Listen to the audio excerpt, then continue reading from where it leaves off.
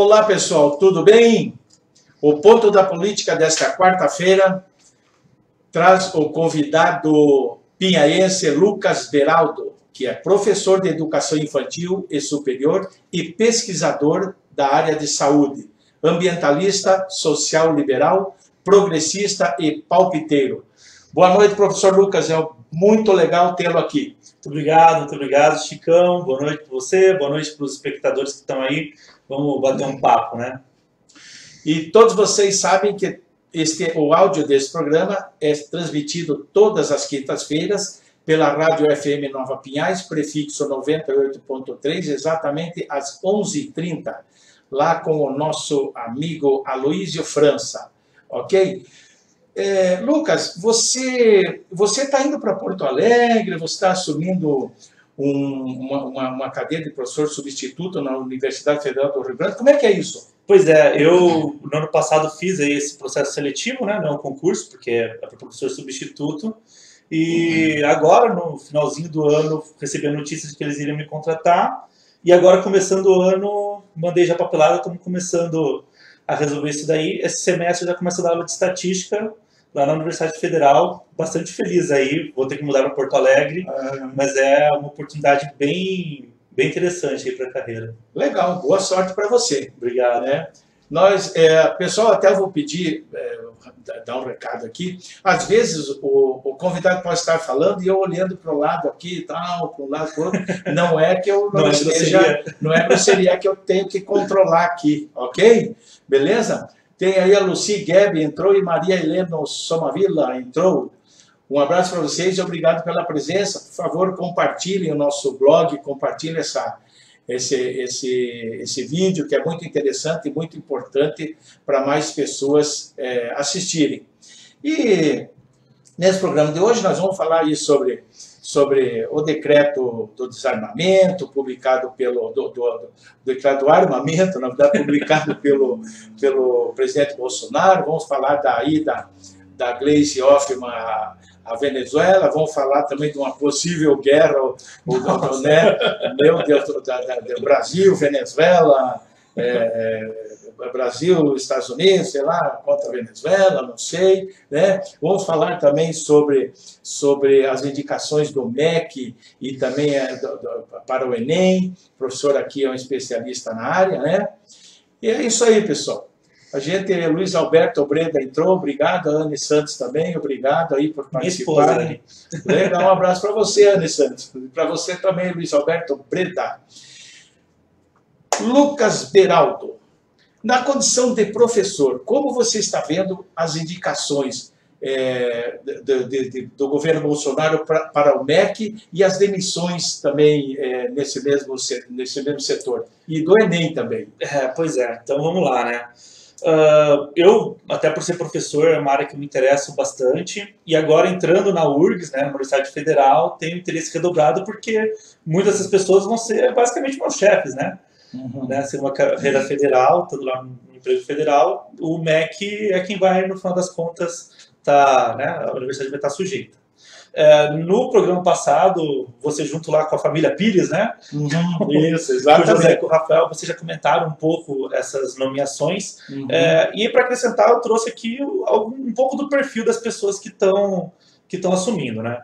A indicação do Ministério já foi feita há algum tempo, né? Que é o Vélez. E eu acho que a partir daí a gente começa a entender como que são as pessoas que vão estar trabalhando dentro do Ministério. O Vélez, ele foi uma indicação do Olavo, né? O Olavo, que Olavo de Carvalho, se diz filósofo. E o próprio Vélez, ele tem essa formação em filosofia, mas a indicação dele foi justamente por ser um aluno, né? Do Olavo de Carvalho.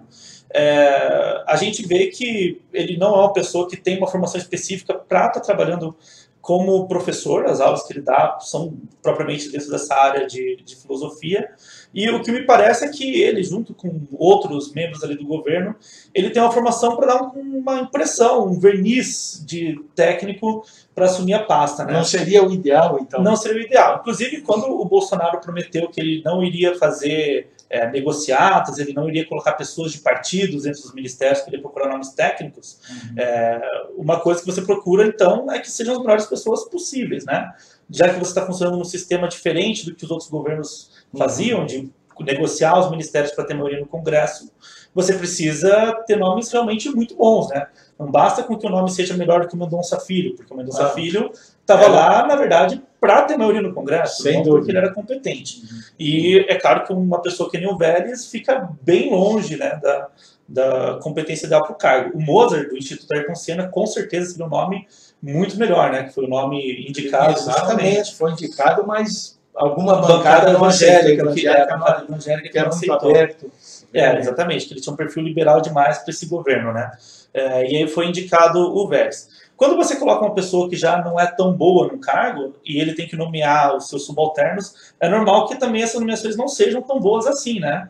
Se a gente for pegar, por exemplo, pessoas que eu tenho lá minhas discordâncias das posturas políticas, mas que de fato são técnicos, são pessoas que são da área, como por exemplo o Paulo Guedes ou o Moro, você vê que eles estão se cercando de pessoas que são de fato pessoas competentes para estar ali. Então, por exemplo, o Paulo Guedes manteve parte da equipe do Temer, o Sintra continuou no governo, o Moro trouxe pessoas da Polícia Federal para estar ali. E o Vélez, como sendo uma pessoa indicada pelo Olavo, ele trouxe pessoas indicadas também pelo Olavo para assumir as vagas, né? Então, eu trouxe aqui algumas pessoas que a gente não tem como comentar todos, mas que vai dar um panorama de como que está esse segundo escalão aí do MEC, né? Segundo e terceiro escalão. Então, inicialmente teve um certo desmonte de algumas estruturas, algumas secretarias. Isso é normal, quando o governo assume, ele acaba alterando um pouco como que funciona a estrutura do Ministério. E aí uma que eu destaquei aqui foi o desmonte da SECAD. Essa SECAD, ela é a Secretaria de Educação Continuada, Alfabetização, Diversidade e Inclusão. Ela foi feita para trabalhar com grupos e comunidades que tinham condições específicas de educação. Então, entendendo que pessoas que têm uma característica peculiar, uma característica única, eles têm que ter um tratamento único também dentro da sua educação. Então, aqui entrava tanto questões assim, sociais, como, por exemplo, populações indígenas, populações quilombolas, educação na área rural, por exemplo, como entrava também pessoas que tinham necessidades de fato específicas, né? Tanto por questões cognitivas, pessoas com deficiência cognitiva, ou mesmo surdos, cegos, que também precisam ter uma educação específica. Essa SECAD, a secretaria, ela foi desmontada e ela vai dar lugar à Secretaria de Alfabetização. Então ela já começa justamente tirando essa ideia de diversidade, de você poder fazer um trabalho específico para cada grupo e fazer um trabalho igual para todo mundo. Exatamente. E aí quem vai comandar a secretaria é o Carlos Francisco de Paula Nadalim, que ele também foi indicado pelo Olavo, ele foi um aluno também do Olavo de Carvalho. Esse Carlos Francisco de Paula Nadalim, eu acho que ele demonstra também bem como que é esse perfil do governo Bolsonaro, de dar uma impressão de que ele é de fato um técnico, mas que na verdade ele não tem competência para estar à frente da pasta que ele vai estar assumindo, né? No caso, a Secretaria de Alfabetização. Esse Carlos Nadalim, ele é de Londrina, ele é aqui do estado do Paraná, ele é mestre em educação, foi formado pela UEL, o mestrado dele é na UEL, e você pode pensar, pô, se o cara é um mestre em educação, deve entender alguma coisa. Deve entender alguma coisa. E aí o que ele tem de competência, talvez, que a gente pode colocar, é que ele, a família dele é proprietária lá de uma escola, que é a Escola Mundo do Balão Mágico, que tem cerca de 150 alunos. Eles falam assim, pô, o cara trabalha numa escola com 150 alunos e vai comandar a alfabetização do país inteiro. E ele critica bastante o método construtivista, que é a base da alfabetização no Brasil hoje. E ele não é a base à toa, né? As pessoas na educação, elas não olham, que legal, uma ideia linda, maravilhosa, eu vou aplicar. Isso é feito com estudos. Você tem estudos, você tem testes, você compara métodos diferentes e a partir daí você vendo quais são os mais eficientes, né? O método construtivista, ele é bom porque ele é bastante rápido, ele tem uma alfabetização bastante rápida e ele se baseia em aprender palavras e frases inteiras. Então isso facilita com que a pessoa não só saiba pronunciar aquela palavra, mas com que ela saiba compreender o significado daquela frase, daquela palavra, né? Então é um método bastante eficiente, não se usa só no Brasil, né? Vários países do mundo utilizam. E ele critica, principalmente a Magda Soares, que é uma especialista da UFMG, professora da UFMG, uma autoridade no assunto, e o Paulo Freire, que foi uma das pessoas que formou, né, esse método. E ele propõe o método fonético. E aí já começa um problema, né? Se a gente tinha uma secretaria que era dedicada para uma educação específica, como que ficam os surdos, por exemplo, com uma educação fonética? Então você vai ter que criar talvez uma outra secretaria para pegar atribuições de uma secretaria que já existia antes, no método que funcionava com os surdos também, né? E o problema também é que esse método fonético, que é o tal do Beabá, né, que se usava lá atrás, é um método que se comprovou que está ultrapassado, que a gente tem métodos melhores. Ele diz que ele tem esse método do método fonético, que ele defendeu no mestrado dele, e aí eu até abri o currículo Lattes dele. Para quem não conhece, o currículo Lattes é um currículo que os pesquisadores colocam na internet, e você vai colocando os seus artigos que você publica, suas titularidades. Isso, a formação que você faz e os artigos que você publica. E ele não publicou nunca nenhum artigo sobre essa tese, sobre a dissertação de mestrado dele. Então, pode até ser que ele tenha desenvolvido aí um método que seja razoável, ou talvez até muito bom, mas ele não tem publicado. Se não tem publicado, a gente não tem como saber. E é um risco, então, que a educação do Brasil corre com isso? É um risco porque a gente vai estar substituindo um método que tem comprovação científica, um método que é utilizado em vários lugares e que a gente testou para saber se funciona, por um método que a gente não está testando e os testes que foram feitos mostram que ele funciona pior do que o que a gente utiliza hoje. Então, assim, ele não atualiza desde 2011 o Lattes dele, né? O currículo. Pode ser que ele tenha publicado alguma coisa, mas se ele publicou, por que ele não vai divulgar, né? É interesse do cientista publicar. Passando para frente um pouco, depois pode voltar se você quiser, só para a gente incluir nessa questão, qual a sua opinião sobre a equipe que coordenará o Enem? O Enem ele está com uma equipe bastante definida, né? Então dá para a gente começar a analisar melhor essa conjectura, né? Então o presidente do INEP ele já foi anunciado. O INEP é o órgão que ele faz as provas, basicamente, do governo, né? Não só do Enem, provas de concurso, também outras provas, mas ele organiza, né, concursos e o Enem é o carro-chefe, né? E quem vai assumir é o Marcos Rodrigues. E aí a gente já começa a ver que a partir daí, são até nomeações mais recentes, esse próprio verniz de tecnicidade se perdeu, assim. É algo que já não existe mais. Para você ter uma ideia, então, o Marcos Rodrigues ele é engenheiro. Aí o que ele pode entender de concursos, eu não sei. Ele atuou como executivo dos Correios e da FGV. Também não me parece capacitar para trabalhar organizando os concursos, as provas do governo. E ele até é professor editor de uma revista boa, assim, uma revista que tem um certo valor científico. E eu diria assim, ele, por exemplo, seria uma pessoa que dentro dessa área de engenharia, que ele trabalha ali nessa parte administrativa, ele poderia estar trabalhando num cargo específico para isso. Mas para comandar as provas, ele não tem informação para isso, né? Como que ele vai avaliar sendo engenheiro executivo a formação do ensino médio, né? Nessa mesma embarcação aí, como é que você vê a afirmação ou a declaração do Bolsonaro que diz que as provas do Enem teriam que passar tudo pelo crivo dele daqui para diante? Como que você vê isso? Que ele que vai ver o que pode, o que não pode, ao menos declaração que ele deu um tempo atrás. Aí. Ele deu, né? Isso é um absurdo, né? Isso é um absurdo. Porque ele mesmo assume a incompetência dele em várias áreas, né? E a educação é uma área que ele nunca demonstrou competência, embora demonstre bastante interesse, né? Várias das mudanças e das manifestações deles são acerca de questões relativas à educação. Tem um problema aí que é o seguinte, né? O executivo, ele tem muito serviço que é técnico mesmo, né? Então, quando a gente está falando da prova do Enem, a gente precisa de pessoas que estão relacionadas com o ensino médio, que estão relacionadas com a formação de currículo, para que elas façam essa prova. À medida que você coloca uma pessoa que ela não tem competência, e assim, não estou nem falando que ele é ruim, nem nada do tipo, ele não tem estudo nessa área, não tem conhecimento nessa área, não compete a ele dar palpite sobre essa área, né? Ele não tem o que contribuir com essa prova. E aí tem um risco que é assim, né? Se você vai colocar na mão de uma pessoa que não sabe exatamente o que está fazendo, você não vai melhorar. A chance que você tem é piorar, porque se ele não sabe exatamente o que ele está fazendo. Foi uma espécie de palavras jogadas ao vento. Eu acho assim, na verdade, tem uma certa crítica que a direita, eu não gosto de chamar de direita porque tem muita gente na direita que pensa de forma diferente, né? Mas essas pessoas mais reacionárias, do qual o Bolsonaro faz parte, criticam o Enem, e eu vejo isso como uma crítica muitas vezes à própria realidade.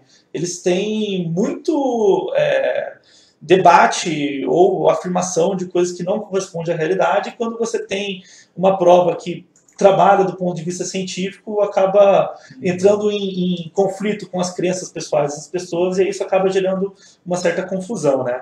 E aí você tem questões como, por exemplo, a questão do Pajubá, da última prova, que não se falava sobre o Pajubá, ela falava, na verdade, sobre características que definem o dialeto. E isso pode servir tanto para o Pajubá, quanto para o dialeto que se usa nas periferias das cidades, o linguajar específico de técnicos de informática, mas se escolheu o Pajubá como poderia ser qualquer outra coisa. E a crítica foi sobre o Pajubá. Então, eu acho que ele falou isso porque muitas pessoas pensam do jeito que ele pensa também, né? Mas não tem garantia nenhuma de que isso vai melhorar a prova. Pelo contrário, a tendência é que piore, porque se ele não sabe sobre o assunto, como que ele vai melhorar, né? Legal. Vamos ver aqui mais quem... o Luiz Breda, Luiz Alberto Breda, deu um abraço para a gente aí, muito obrigado, outro para você. Temos aí também o Fábio Cristiano, está nos acompanhando. Aí, Tielo Tais também entrou, obrigado, Tielo, um abraço para vocês aí. Boa noite, meu amigo Chicão. Boa noite, meu amigo Tielo. Um grande abraço para você. Obrigado por estar aí conosco. Gabriel Rodrigues, um abraço para você. Luiz Carlos Menguim, né? Beraldo. Isso, Luiz Carlos Beraldo. É Lucas Beraldo. O Gabriel Rodrigues te manda um abração aí, beleza? E o Sandro Melo também entrou. Um abraço aí, Sandro Melo. Já está no Zeuá, voltou, está por aqui. Hein, Sandro? Obrigado por participar aí. É o seguinte, partindo agora para uma questão política também, não deixa de ser educação, política, exatamente. A Gleisi Hoffmann, presidente do PT, esteve na Venezuela na posse do Maduro e foi muito criticado por essa ação. Como que você avalia essa ida da presidente do PT na posse do Maduro? Ela foi criticada e não é por menos, né? A gente não tem como negar hoje que o regime da Venezuela é uma ditadura, né? A Organização dos Estados Americanos disse que não foi uma eleição justa. O Grupo de Lima, que o Brasil faz parte também, né, denunciou que não foi Esse uma eleição. Grupo de Lima, ele tem digamos assim, um CNPJ, é um grupo legal ou um amontoado de Não, ele não tem. A organização que poderia falar é a OEA, né, dos Estados Americanos, que se manifestou sobre essa eleição dizendo que ela não foi uma eleição legítima, né? Esse Grupo de Lima, eles são de países aqui da região, da América Latina, que se reuniram, na verdade, para tomar a decisão de como conviver, como reagir a esse regime venezuelano, né? A reunião que teve não gerou muitos efeitos, você tem ali questões mais simbólicas que foram adotadas, mas nada muito contundente, né? Até se espera que tenham novas reuniões e que você tenha uma ação mais contundente, de fato, contra a Venezuela. Agora, a Gleisi, ela ir para lá, eu acho que prejudica muito a oposição que precisa ser feita, né, nesse governo do Bolsonaro. O PT é a maior bancada da Câmara e, naturalmente, até pelo segundo turno ser contra o candidato do PT, né, contra o Haddad, que o Bolsonaro foi eleito, ele naturalmente colocava como principal oposição já de cara, né? Na sua opinião, você diria então que ela deixou a bola quicando para o pessoal chutar? Ah, com certeza. Aliás, o que eu estou bastante ansioso para ver esse ano, vai ter eleição no PT, né? Então a presidência vai mudar, ou não, né? Pode ser que não mude, mas vai ter uma eleição. E isso vai dizer muito como que vai ser o PT nos próximos anos, porque se a Gleisi ou qualquer pessoa que faz parte do grupo dela, porque não foi a Gleisi que decidiu ir para a Venezuela, tem toda uma decisão, né? Bem você tem uma cúpula, você se conversa isso e tal. Então, se for alguém desse grupo que vai ser eleito, aí eu tô querendo ver, assim, primeiro que não seja eleito, né? Que um outro grupo passe a comandar o partido. E caso ela seja eleita ou alguém da ala dela, para ver o que outras pessoas vão fazer, né?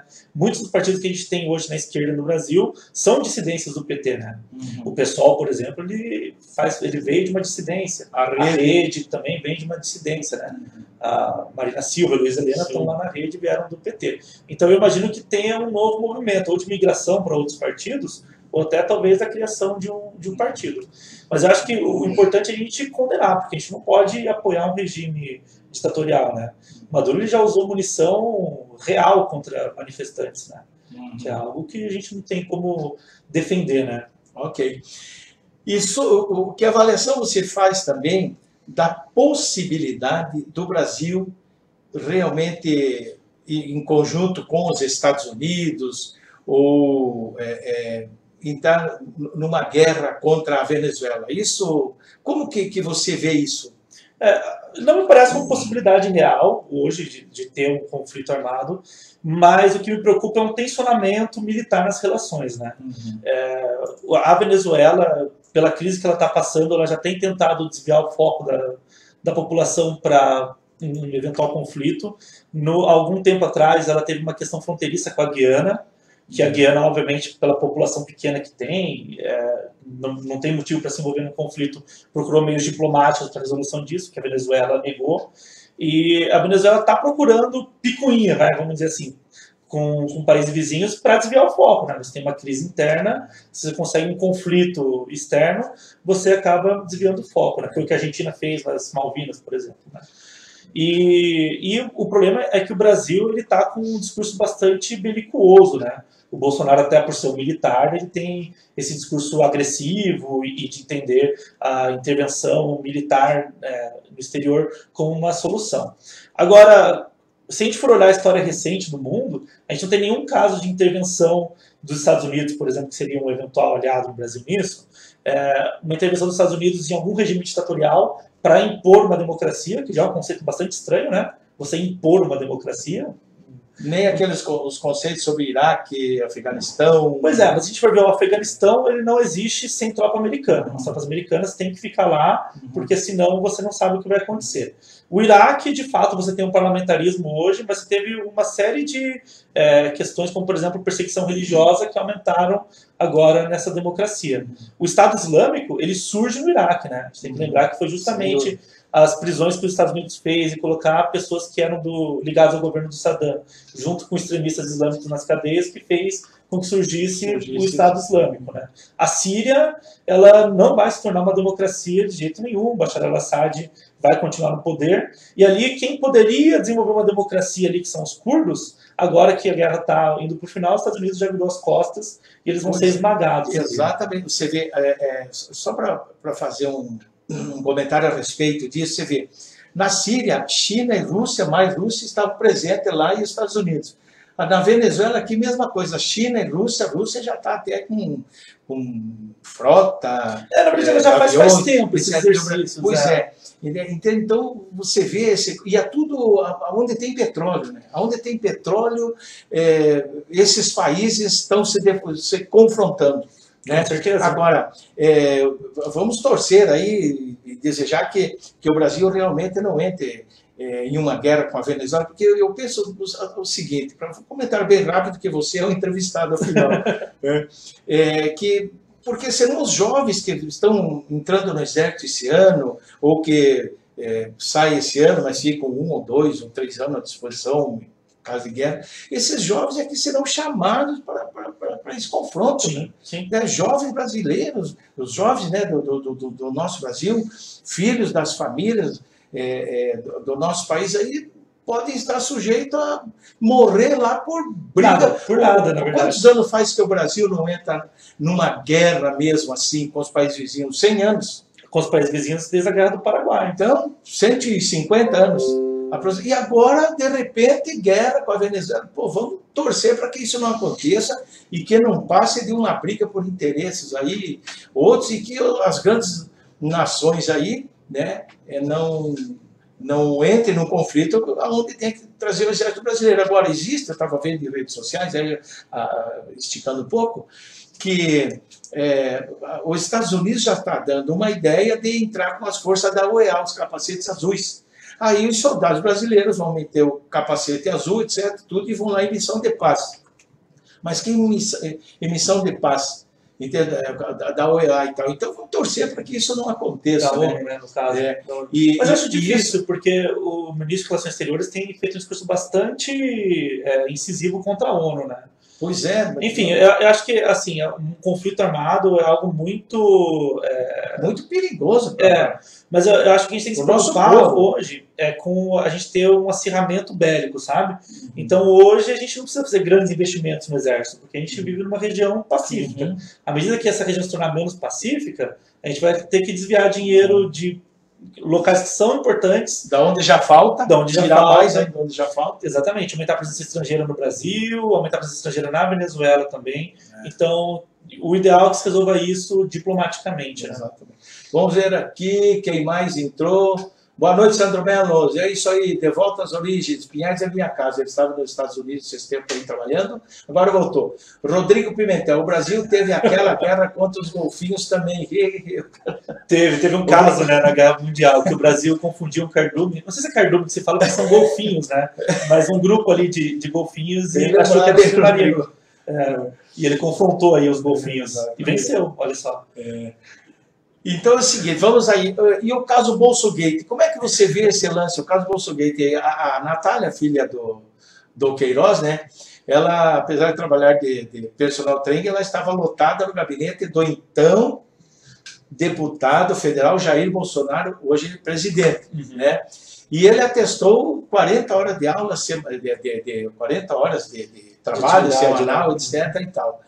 E ela é citada no relatório da COAF, naquele lance lá das movimentações atípicas, o COAF trata assim, né? O Moro fala movimentações atípicas, né, do pai dela, que estava lotado no gabinete do Flávio Bolsonaro, filho do... Hoje senador, né? Então, ele era deputado estadual. Então, o que você teria a dizer sobre o Bolsogate, né? Será que as investigações elas vão adiantar, vão para frente, ou o Moro vai jogar para debaixo do tapete?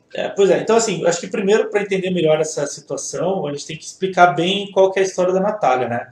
Porque o Queiroz mesmo, ele está bastante ligado ao Flávio Bolsonaro e tem muita gente que considera isso uma questão menor porque não afeta o presidente, né?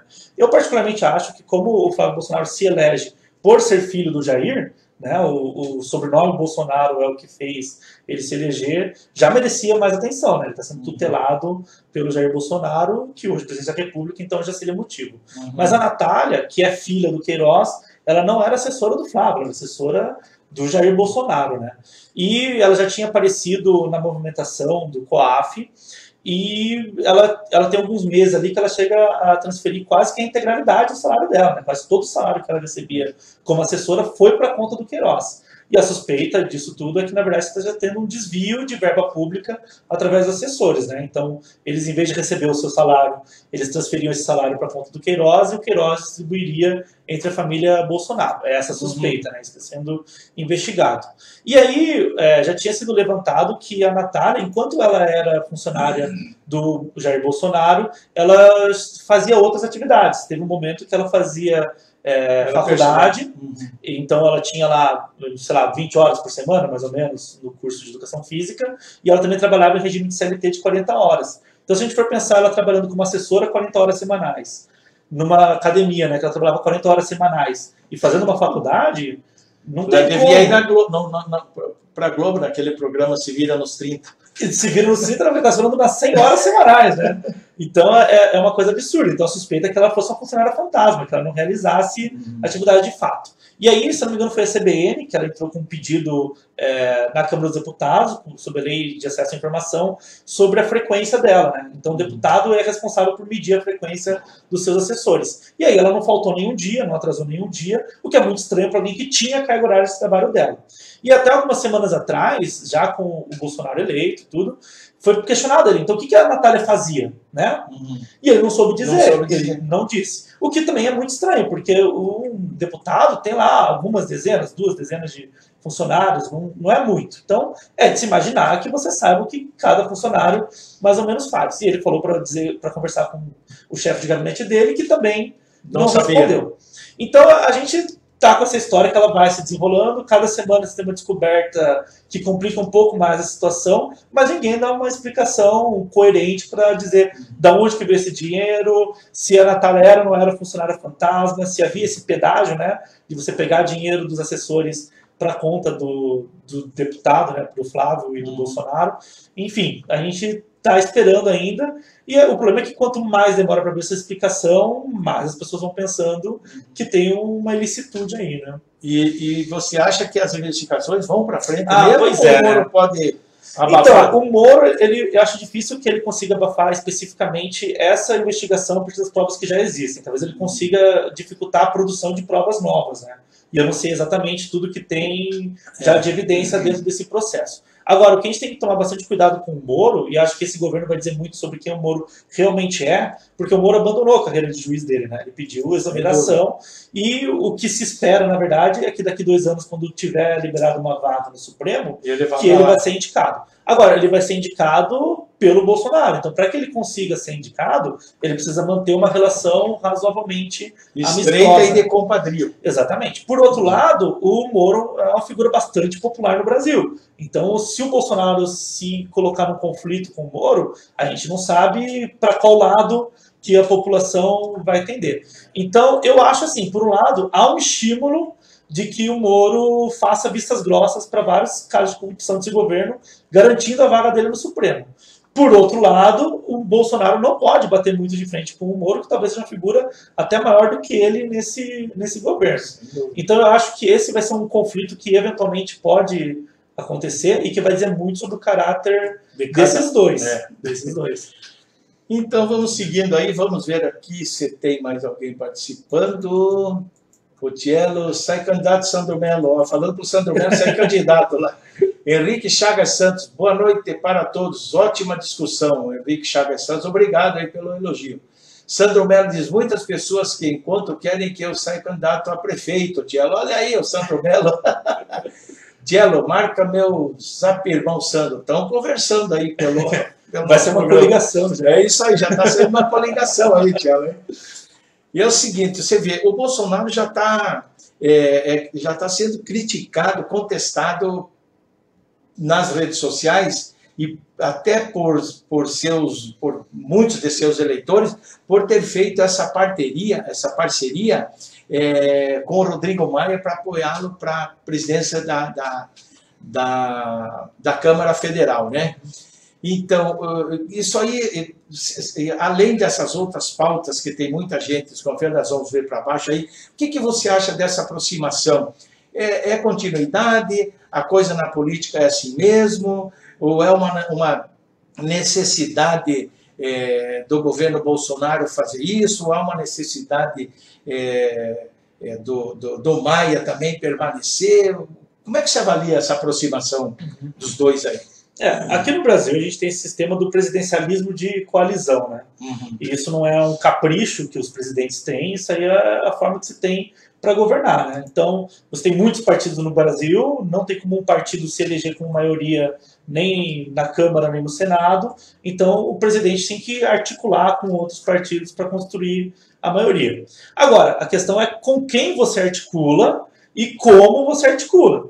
Né, quem que vai estar do teu lado na hora de votar os projetos e o que você está oferecendo para as pessoas para votar esses projetos a seu favor. Então, você pode, por exemplo, pegar esses partidos fisiologistas que a gente tem no Brasil, que tudo que eles querem é ter um pedacinho do setor público para colocar apadrinhados políticos, para conseguir, eventualmente, até praticar corrupção, desviar verba, ou você pode procurar pessoas que estão, de fato, preocupadas com uma política, né, que não... Essa é a segunda parte da pergunta, que eu vou adiantar aqui, até me desculpe cortando, né, que ele prometeu durante a campanha que iria combater a velha forma de fazer política, o toma lá da cá, e não participar desses conluios, dessas negociatas, né? Você acha que ele está roendo a corda ou é uma necessidade mesmo continuando então, a tua explanação? É uma necessidade, mas ele não precisava fazer essa articulação com o Rodrigo Maia. Eles têm o segundo maior partido da Câmara, há perspectiva de que ele se torne o maior partido, então tem muita gente que vai abandonar seus partidos por conta da cláusula de barreira, e que é bem possível que vão para o PSL também. Então, se você tem ali a segunda maior, ou mesmo a maior, né, bancada, você tem que ter a capacidade de conseguir articular com pessoas que você considera pessoas boas, né? E se ele tem esse discurso de combater a corrupção, com certeza não é o Rodrigo Maia que vai ser a pessoa mais adequada. E eu acho que tem um problema aí que isso já demonstra uma fraqueza do governo. Porque ele vai precisar construir maioria para poder aprovar os projetos que ele vai apresentar e que o Brasil precisa, né? O Brasil tem necessidade de fazer algumas mudanças, algumas reformas aí. E algumas ele vai precisar não só de maioria, mas com maioria qualificada para poder mudar a Constituição. E se ele já agora, com toda a popularidade que ele tem, já vindo da eleição, que geralmente o presidente já chega forte depois da eleição, tendo apoio popular, ele não consegue articular para eleger um presidente, como que ele vai conseguir articular para eleger, para conseguir aprovar uma reforma da Previdência ou uma reforma tributária. E aí o que eu fico pensando é assim, hoje ele até conseguiu não iniciar essa negociação com os partidos para fazer a nomeação de ministros, ele negociou com bancadas. Então você já tem indicações políticas ali, mas a indicação não é do Democratas ou do partido do PP, enfim, é uma indicação da bancada do boi, da bancada que defende interesses da saúde, bancada da Bíblia. Então já está negociando com o Congresso e com as bancadas. Se ele hoje não está conseguindo eleger um presidente da Câmara, o que ele vai ter que fazer para conseguir passar uma reforma da Previdência? Provavelmente ele vai ter que chegar para todos esses partidos e falar, ó, tá aqui um ministério, tá aqui uma secretaria, vai voltar tá aqui a velha política. Vai voltar a velha política. E o problema é, ele se queimando já agora, o ruim da corda, né, como você falou, ele vai perder apoio popular. E ele perdendo apoio popular, como que ele vai conseguir não entrar nesse sistema? E aí o que me preocupa é assim, pode até ser que daqui um ano ele chegasse e falasse, ó, eu tentei, não consegui, vou ter que fazer do jeito que sempre foi. Mas ele sequer tentou. Ele não tentou. Ele já está apoiando o Rodrigo Maia. Então, assim, ele foi deputado durante muito tempo, quase 3 décadas. Ele sabe como aquilo ali funciona. Sem dúvida. Se ele chegou e falou que ia fazer diferente, e ele sequer tentou fazer diferente, eu não vejo nenhuma outra alternativa a não ser ele ter mentido. Ele mentiu na campanha. Então, vamos lá. E vamos ver se tem mais alguém aqui agora. Não. Que tem o delay, às vezes tem comentários, mas não aparece. Que não aparece, aparece depois. Do finalizado o programa. Bem, assinar o decreto da liberação de armas no Brasil. O presidente Jair Bolsonaro assinou ontem, né, na terça-feira, dia 15, o decreto de liberação para a posse de armas, não é o porte, né? Talvez tenha sido essa aí a principal campanha, a principal esperança aguardada por certa parcela do seu eleitorado, não de todo o seu eleitorado, né? E tudo, essa liberação é para garantir a legítima defesa, etc. e tal. Assim, foi uma cerimônia curta, bem, foi longa, enfim, e teve a participação de várias autoridades, deputados lá da bancada da bala, né? E entre outros. E, claro, o juiz Sérgio Moro, ministro da Justiça, que ajudou a elaborar o texto, né? E o novo decreto prevê o aumento para a renovação de 5 para 10 anos, né? E ele autoriza a aquisição de até 4 armas de fogo. Antes eram 6, ele deixou em 4, tudo bem. Então eu pergunto, vamos por partes aqui, a segurança pública desta forma estaria sendo jogado para a sociedade civil, que se virem, ó, vocês estão armados, se virem, façam a segurança pública de vocês mesmos, seria... Dá para ver como isso? Ou é apenas uma parte? Como que você vê isso? Assim, né? Essa, na verdade, é uma demanda que me parece que partiu da sociedade. A gente sabe que tem muita influência de lobby da indústria armamentista nisso, tanto na atuação parlamentar, quanto até na mídia em si, está pautando essa discussão. A segurança pública já é uma questão que causa satisfação na população há bastante tempo, e me parece que essa demanda vem até de uma reação da população sobre esse abandono da segurança pública.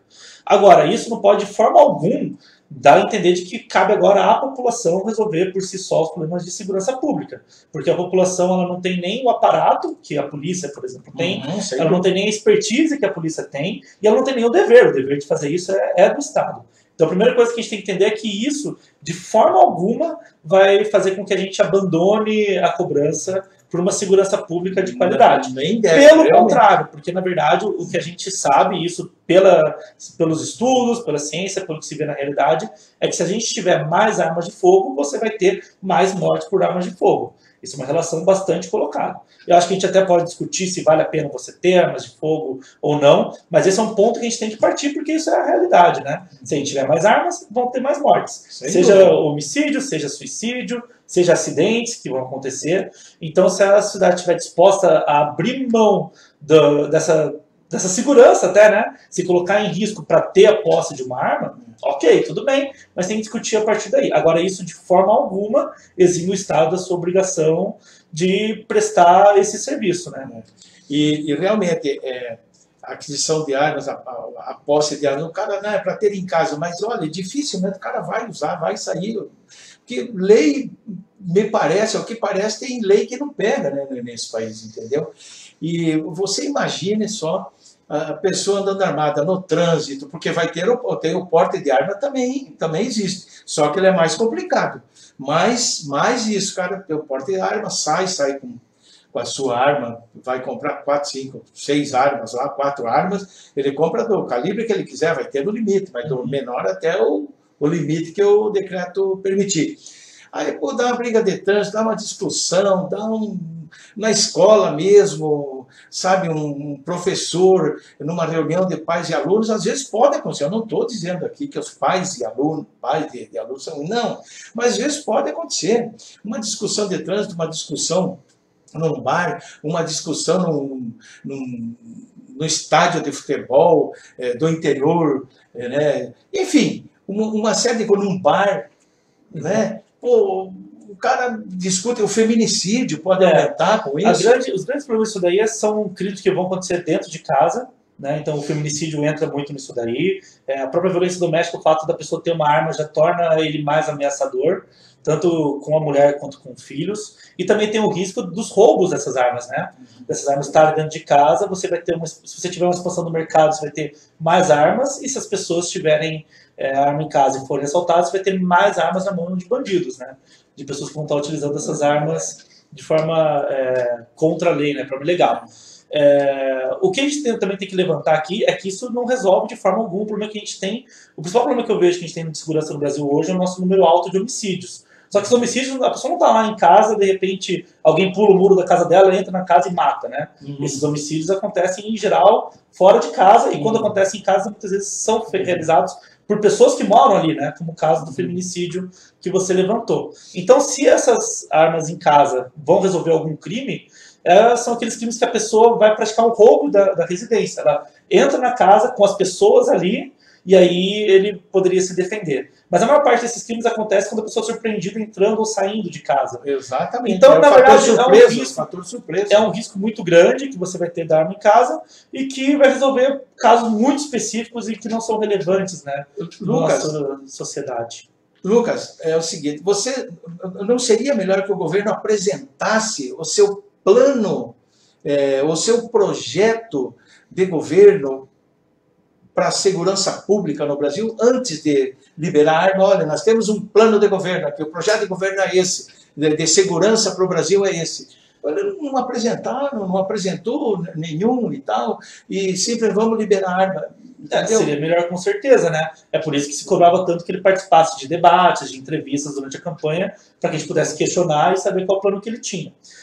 O Onyx Lorenzoni, ele falou que iria liberar o plano para os primeiros 100 dias, só que até agora nada, né? Foram 16 dias. O Lorenzoni comparou que um liquidificador em casa pode matar uma criança.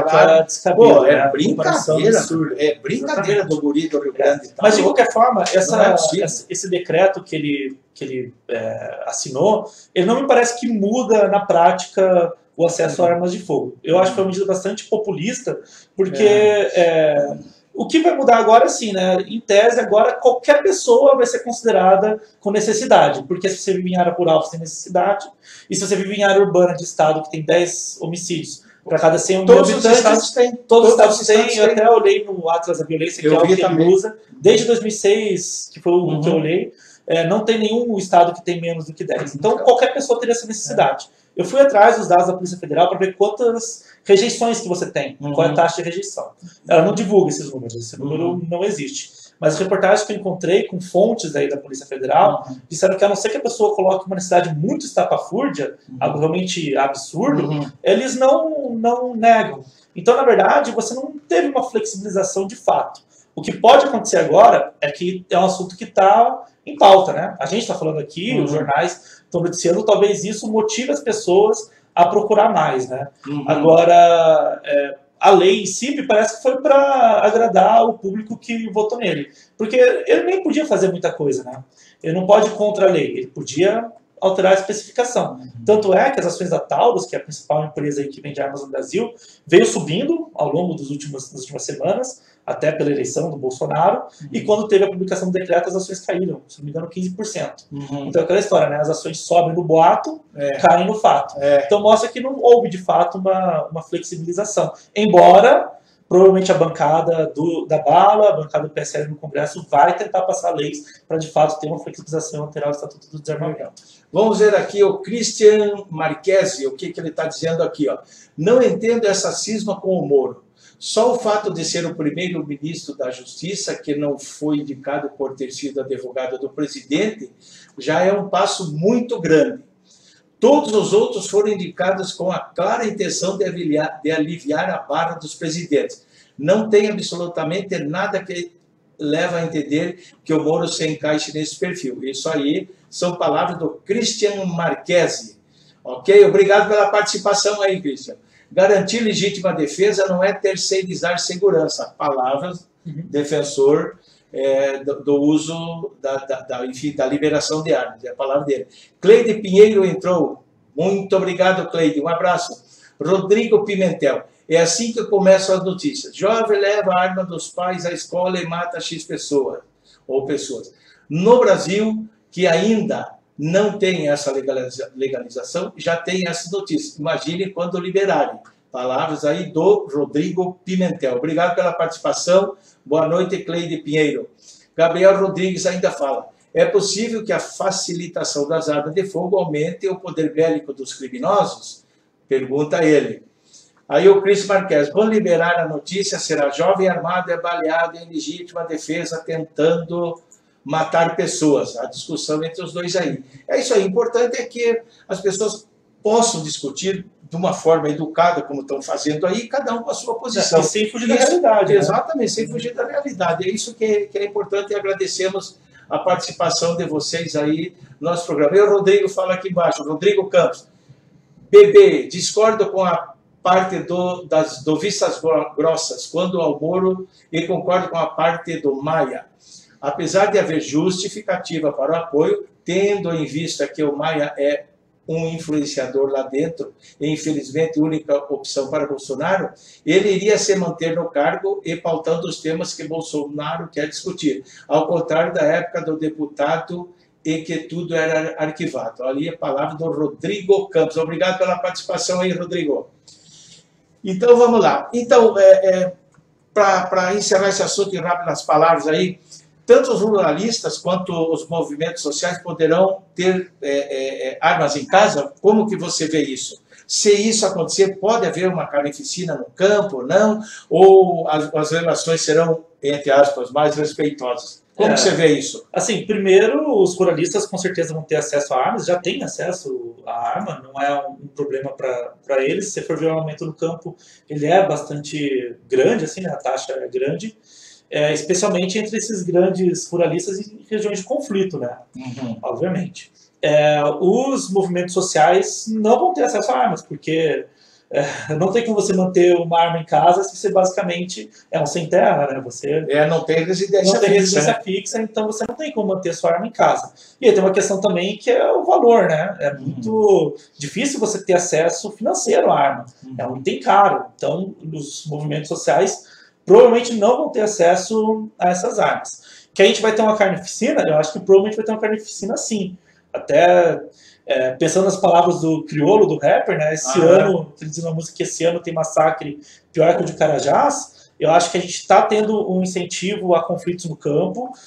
Por enquanto, você tem alguns indícios disso, que é colocar órgãos que cuidam de questões de reforma agrária, de demarcação de terras indígenas, de questões ambientais sob o guarda-chuva do Ministério da Agricultura. Então, esses órgãos vão estar atuando contra o órgão que manda neles. Então, o conflito que poderia ser resolvido de uma forma mais pacífica não vai ter mais esse estímulo. E se, de fato, você tiver um incentivo ao uso de armas, você vai ter um incentivo à carnificina, porque um lado vai estar armado e o outro lado não.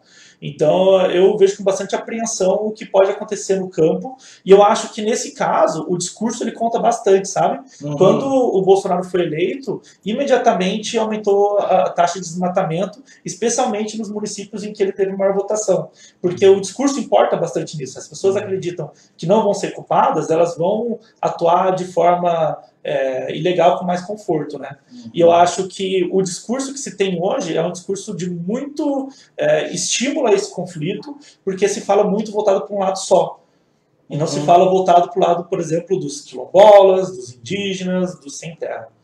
Então eu me preocupo bastante com o que vai ser questões do campo que nunca foram pacíficas e que tendem a ser menos pacíficas ainda daqui para frente. Lucas, e para encerrar mesmo, de vez, quer dizer, depois nós temos mais alguma coisa embaixo ali, mas, digamos assim, sobre esse lance da pessoa que tiver residência, crianças, adolescentes, ou com deficiência mental, deverão ter um cofre local seguro. Um cofre para ter a arma no cofre. Aí o cara é assaltado, ele vai ter que ir lá abrir o cofre, aguenta aí, ironizando um pouco. Sim, a pessoa colocou bastante meme, né? Pois não, pô, peraí que eu vou abrir o cofre aqui, etc. Como é que você vê isso, ter um cofre? Que tipo de cofre? Não foi especificado se é de madeira, de plástico, de isopor ou de aço. Como que você vê isso? Na verdade, esse cofre não precisa nem existir, né? Porque a pessoa, basta ela dizer que tem o cofre que vai manter a arma no cofre. Você não vai ter uma fiscalização. Só vai dizer, eu tenho o cofre. Eu tenho o cofre pronto, né? Claro que, eventualmente, se a polícia entrar na casa da pessoa, verificar que ela não tem o cofre, mas para entrar na casa da pessoa tem que ser uma situação que ela tem um mandato. Enfim, na prática mesmo, a pessoa não vai precisar ter um cofre, né? Isso vai depender muito mais da ética de cada um, de manter seus filhos longe das armas do que, de fato, acontecer. O que eu vejo as pessoas que defendem, normalmente, muito dizendo, é que ele vale muito mais com um caráter de dissuasão do que você, de fato, ir lá e utilizar a arma em si. Né? Então, o bandido não saber se você tem uma arma ou não vai impedir ele de entrar na sua casa. Né? E tem certas dúvidas do que isso acontece, né? Porque uma vez que o próprio bandido ele quer ter acesso ao armamento, talvez ele se motive mais ainda a entrar na sua casa. Pode ser. Pode ser. Mas esse caso do cofre me parece que foi colocado ali para assim, olha, gente, não é tão grave assim, se tiver uma criança vai ter que ter um cofre, mas na prática não vai precisar. Pode ser um latão fechado. Ou nem tem, porque não vai fiscalizar, se não tem fiscalização, você tem estímulo para que não se cumpra. Né? Uma caixa de ferramenta com a arma lá dentro, um cadeadinho. Mas vamos lá. Veja só, o PSOL e o PT... eles estão se manifestando contrária a alguns pontos desse decreto. Né? Em fevereiro, o PSOL disse que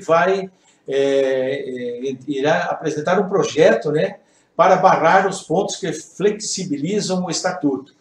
O PT e o PCdoB se preparam para questionar o decreto no STF, né?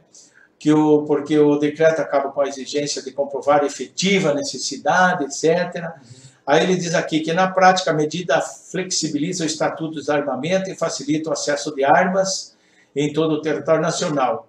E daí diz aqui também, a medida aumentará os índices de violência, como afirmou o PSOL, citando estudos como o do pesquisador Daniel Cerqueira, do Instituto de Pesquisa Econômica Aplicada, o IPEA, que mostram que a cada 1% a mais de arma de fogo em circulação, os homicídios aumentam. O que você acha das atitudes desses partidos, PSOL, PT e PCdoB? São válidas? Não deveriam entrar agora? Deveriam? Não, são válidas, cabe a eles questionar se eles discordam do decreto. E como eu disse, eu não acredito que isso vai aumentar, de fato, a venda e a quantidade de armas de fogo no país, mas se acontecer esse aumento, de fato, essas coisas que o pessoal alegou ali vão acontecer, mas armas significam mais mortes por armas de fogo mesmo, e mais mortes em geral na população, isso é fato. Eu acho que é interessante porque vai obrigar o Supremo a se manifestar, ele vai ter que dar uma posição. Mas o que eu acho que esses partidos que defendem o desarmamento deveriam fazer mesmo é atuar dentro do Legislativo, para daí sim alterar o Estatuto do Desarmamento, conseguir criar... De forma pacífica, né? De forma dentro. Isso, exatamente. Até porque eu acho que esse é um debate que a sociedade precisa fazer. A gente passou pela eleição sem fazer, o que é uma pena, porque a gente deveria ter feito esse debate na eleição. Mesmo na época do referendo, me parece que a discussão não foi feita do jeito que deveria. Não foi feita a discussão, foi apresentado o referendo. Eu tenho algumas críticas do referendo, não cabe a gente falar agora, como um mecanismo em si, porque as pessoas muitas vezes elas votam muito mais olhando para o governo do que olhando para a questão em si.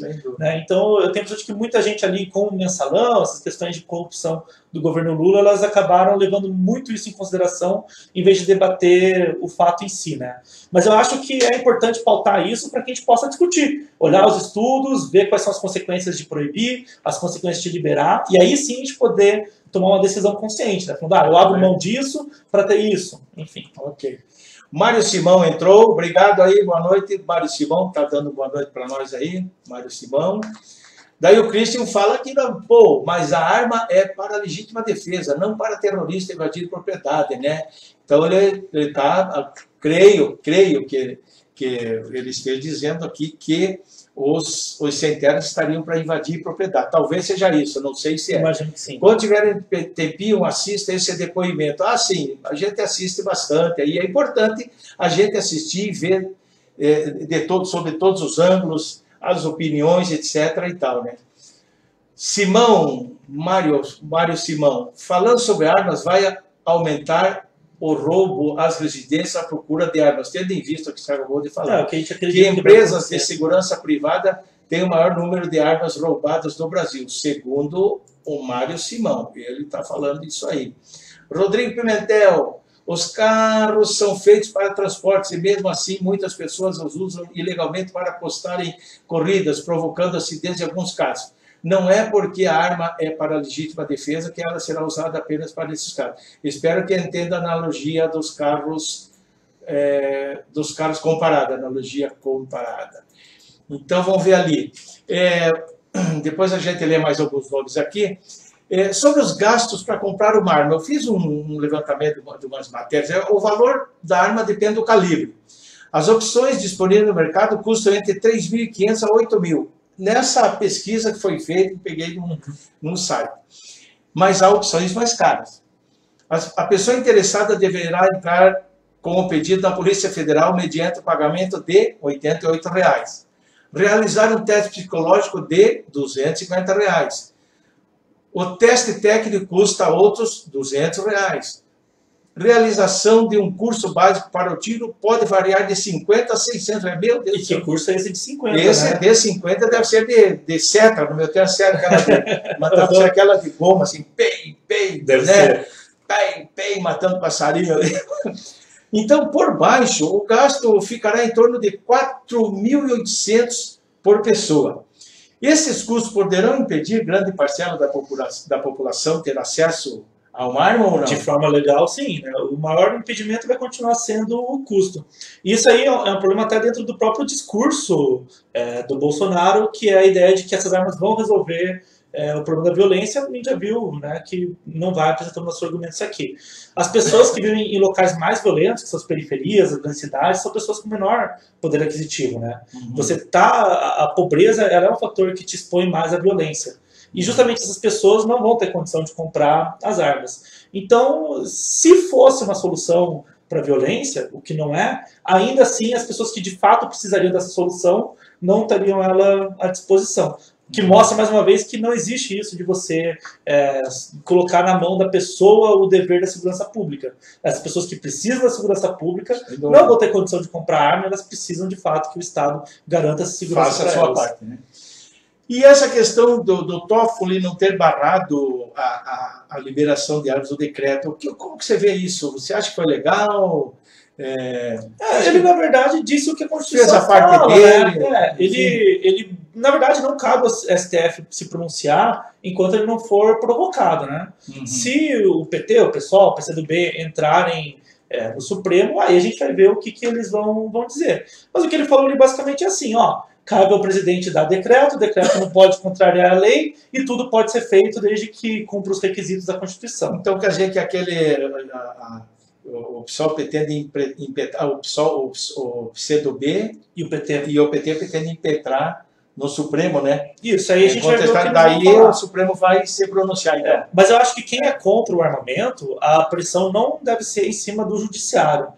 Essa pressão tem que ser em cima do legislativo. Sim. Ir atrás do seu deputado, em quem você votou. Até é interessante, começando agora essa nova legislatura, ver qual que é a posição do Luizão a respeito disso. Sem dúvida. Do deputado aqui por Pinhais. Como que ele vai se manifestar. Seria até bom que ele desse opinião já nas redes sociais também. Sim, para ele saber qual vai ser a situação dele. E os outros deputados também do estado do Paraná, que começassem, né, a se pronunciar. Seria importante mesmo que o nosso deputado aqui, enfim, que é o deputado da casa, né? Da casa, sim, né, se pronunciar. Seria interessante, bem lembrado, né?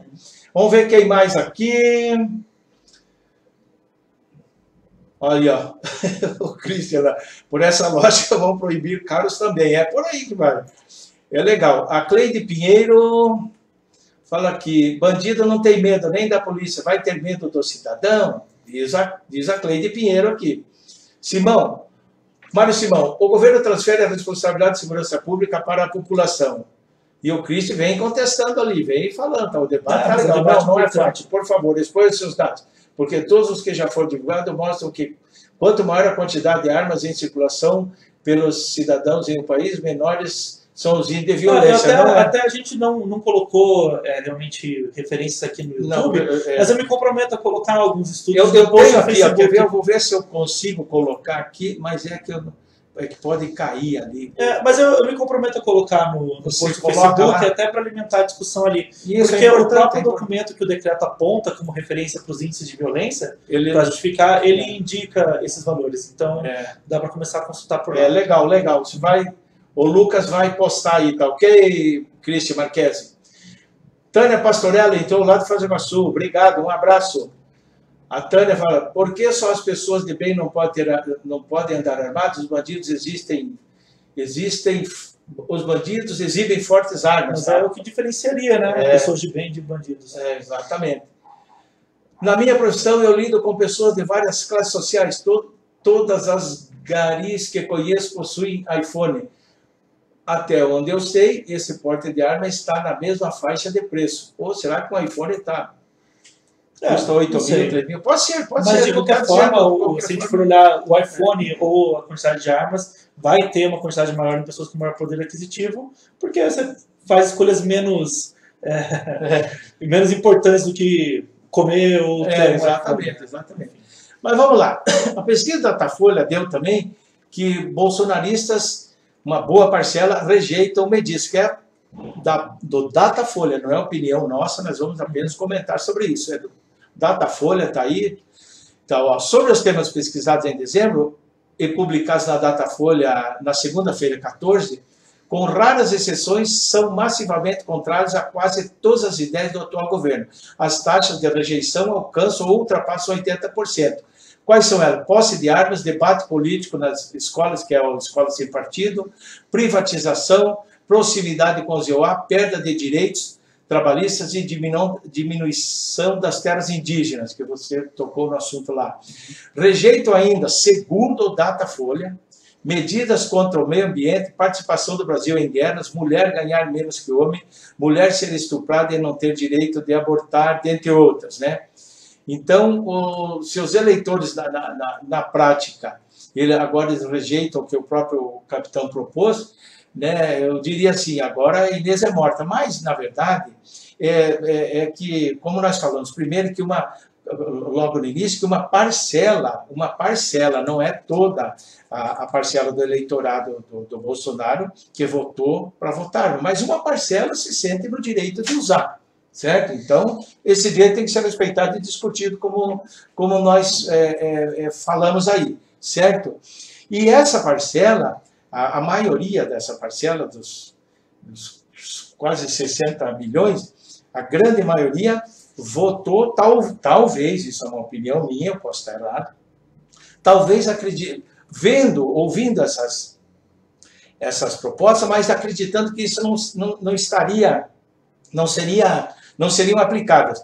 E como essa grande parcela, não queria mais o PT, tinha raiva, ódio, desconfiando do PT, acabaram indo para lá. E agora, pelo que o Datafolha traz, parece que é isso. O que você acha disso? Essas análises da eleição, elas ainda são bastante difíceis de fazer, até pela proximidade que a gente teve, né? O que me parece Foi feito em dezembro essa pesquisa. Sim. O que me parece é que essa discordância de pautas que o Bolsonaro coloca, ela demonstra que faltou conversar mais durante a eleição, né? Eu acho que existe, de fato, uma parcela da população que concorda com quase tudo que ele coloca, talvez seja ali em torno de 15%, 17%, que era a intenção de votos que ele tinha ali no começo da eleição, mas que, vendo até esses resultados da Datafolha, demonstram que não é nem de perto a maior parte das pessoas que votou nele. Eu concordo contigo de que a raiva, né, esse ódio ao PT motivou bastante a eleição dele, especialmente no segundo turno. O segundo turno, na verdade, ele virou quase que um plebiscito de aprovação ou discordância do governo do petista, e que boa parte das pessoas votariam em qualquer um que estaria lá que não fosse do PT. Ainda assim, a votação dele no primeiro turno foi bastante expressiva, foi bastante próxima até da votação que ele teve do segundo turno. Então, o que eu acho que serve isso aí de recado para a gente são dois, né? Primeiro, de que a eleição é algo sério e que a gente tem que discutir, tem que debater, tem que cobrar que o candidato vá em entrevistas, que ele publique o plano de governo, que ele defenda ele, que ele vá nos debates, que a gente conheça em quem a gente está votando, porque a gente não pode votar numa pessoa que defende ideias que a gente discorda. A gente tem que procurar pessoas que concordam com a gente. E o segundo ponto é que a partir de agora que, enfim, está eleito, ele é o presidente do Brasil, que você não pode simplesmente deixar com que ele faça absolutamente o que ele quiser. Porque se você discorda das posições dele, você precisa que exista um freio quanto às medidas que ele quer colocar. E quem vai fazer esse freio, basicamente, é o Congresso.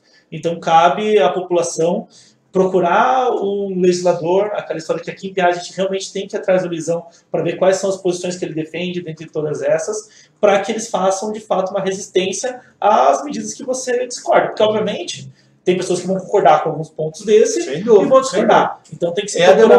É a democracia. Então tem que se procurar um legislativo que pressione. Agora, o que eu sinto muita pena mesmo é dessa falta de debate que a gente teve durante a eleição. Porque tudo que a gente não debateu lá, a gente vai ter que debater em dobro, em triplo, agora quando cada uma dessas medidas estiver sendo pautada dentro do Congresso.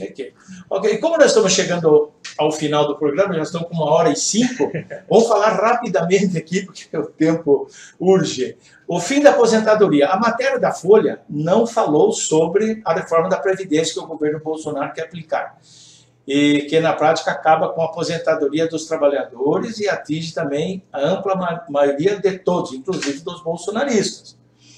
Mas pelo que o posto Ipiranga, o Paulo Guedes, fala, nuvens cinzentas pairam sobre a cabeça do trabalhador, não é verdade? Sim. Sobre as especulações em relação a essa questão, o que você teria a dizer essa reforma da Previdência? Por enquanto você não tem uma proposta de reforma da Previdência. Até quando o Bolsonaro foi eleito, ele tentou trabalhar para ser aprovada a reforma que o Temer tinha colocado, mas isso aí não foi para frente, e agora vai vir uma feita pelo Paulo Guedes, e não se sabe ainda exatamente o que vai ter. Então qualquer coisa que a gente fosse falar sobre a reforma em si, seria uma especulação, até um chute mesmo, né? Então o que eu acho que dá para a gente falar sobre a reforma é entender que de fato ela é necessária, mas não necessária só por uma questão fiscal, que foi defendido no governo Temer. De fato o Brasil tem um problema fiscal que impede ele de investir em áreas que são importantes, saúde, educação, a própria segurança, fazer investimentos. Hoje o Brasil é um país que não tem capacidade nenhuma de fazer investimentos para crescer o PIB, gerar empregos, isso não existe, mas principalmente porque a Previdência no Brasil hoje ela é um sistema de distribuição de renda de baixo para cima. Então você tem uma série de trabalhadores que aposentam recebendo o piso, a iniciativa privada ela tem um teto que é bastante baixo, e cargos altos do funcionalismo público, especialmente ali juízes, alguns cargos do judiciário, do legislativo, e os militares eles têm uma previdência bastante poupuda, né, para eles. Uma previdência que pesa bastante no orçamento.